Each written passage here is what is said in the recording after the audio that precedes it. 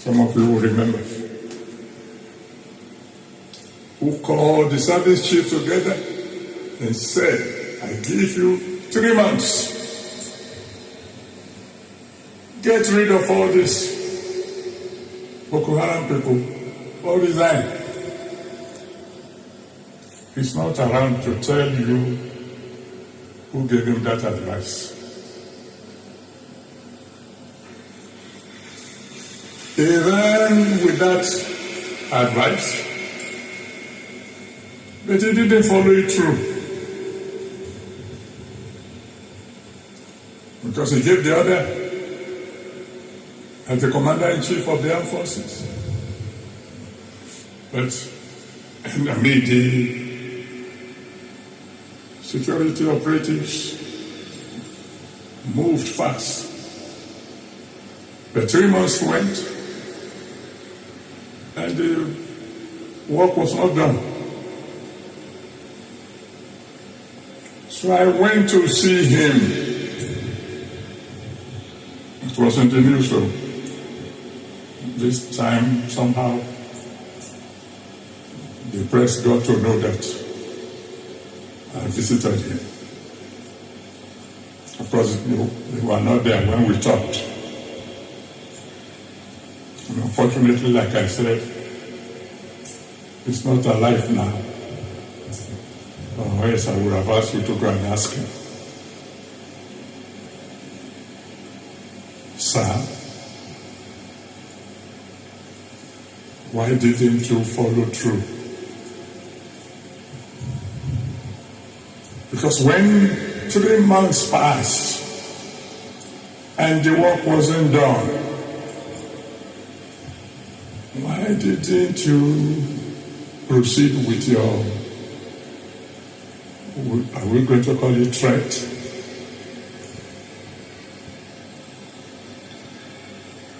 I won't tell you the details, but one thing came out of that meeting.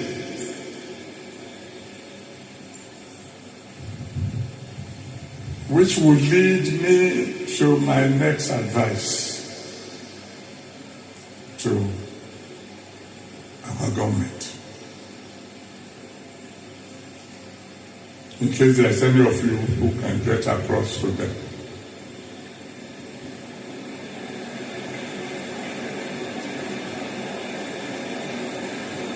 That when giving orders to the service chief this time round, we should make it clear to them that they are not only to eliminate the terrorists, they should eliminate their sponsors.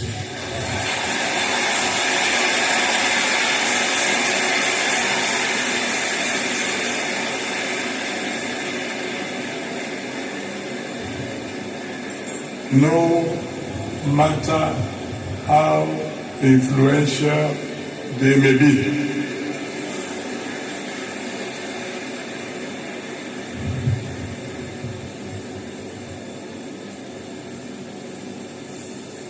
When I say my people, when I say our leaders should move fast, move diplomatically, they have to be and move wisely. We must take note of the fact that if America should attack us, China is not coming to defend us. Russia will not come to defend us. All the so-called world leaders, they will talk. They will condemn what America had done in strongest terms. And that's all they will do. That's all. Britain is not going to come and help us. No foreign or no other foreign powers will come to our aid. This is not the time for joking. This is not the time for grammar. This is not the time for, I don't know a simple word for semantics.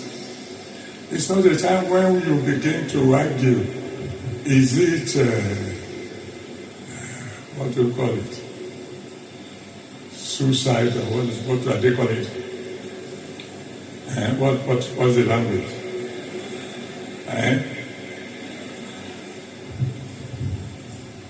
Whatever they want to call it.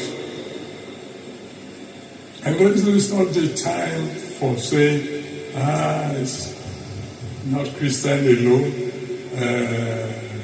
Muslims are also involved. The point is, people are dying. Innocent people are dying.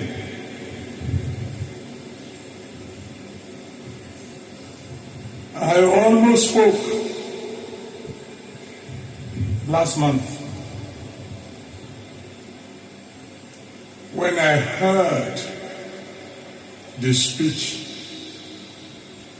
of my in-law, the president. When I heard the speech, particularly that section that spoke about security,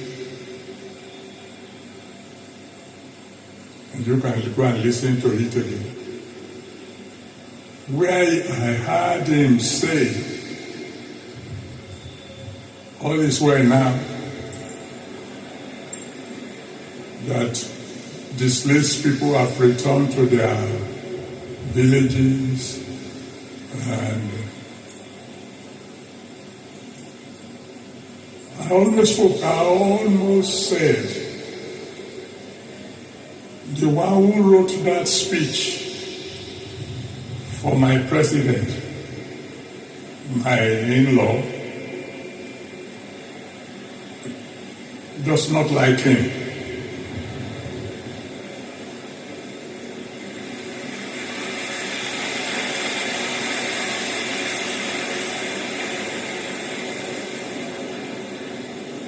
And if you want to say, what do you mean? Somebody wrote it, that is the president who read it.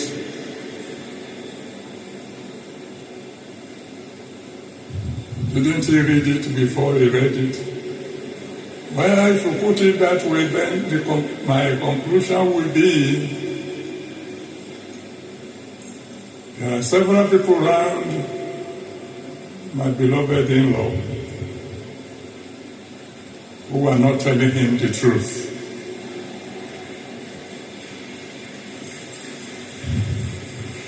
But that's all right, because, I think the following day in the newspapers we read about a traditional ruler being killed, whether in Kwara or Kogi, while the wife was hiding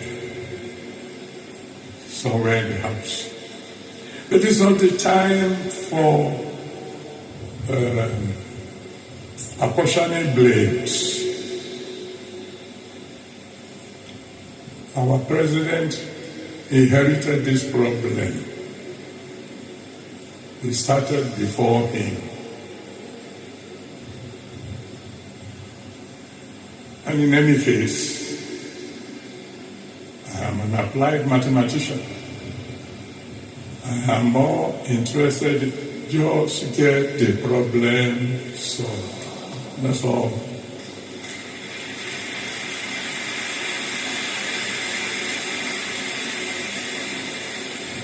Let's let the government use diplomatic method to convince President Trump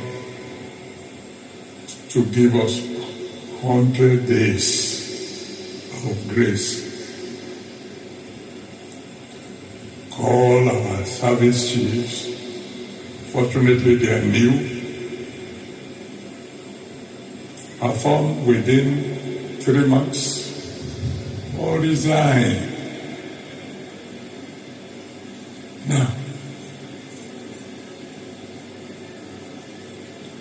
where do you come in? You want to ask me, Daddy?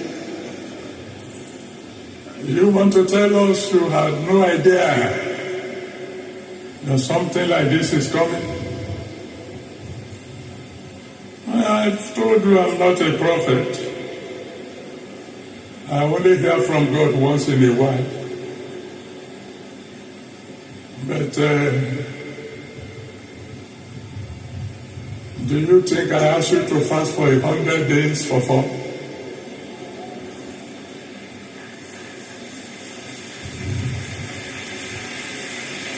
Didn't I share with you,